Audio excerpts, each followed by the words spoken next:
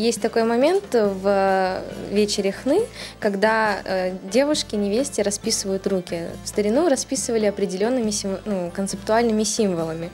В наше время они не пользуются такой популярностью в силу того, что это не такой изящный узор. Перед нами стоит задача, как возродить эту традицию и обязательно рассказывать именно про то, как это было в старину.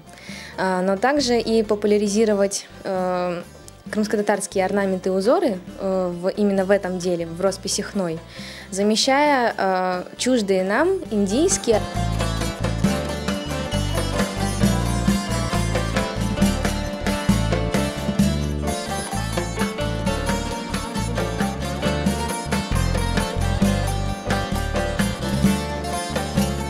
Само по себе строение руки человека, она имеет определенные тоже пропорции, определенный закон, который тоже подчинен золотому сечению.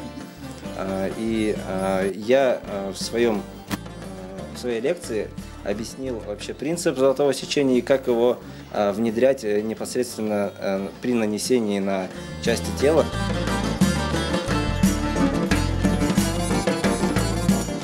Роза – символ женщины, матери. Такой знак, как бадем, миндаль, это символ молодой девушки.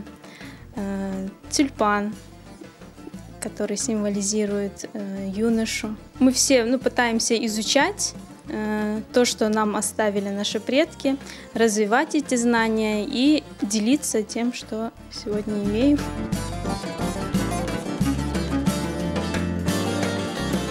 Было очень интересно. Я вот уже увлекаюсь мехенди год и узнала очень много нового, потому что у нас очень много интересных мелочей у наших крымско-татарских орнаментов, и поэтому надо их всегда изучать.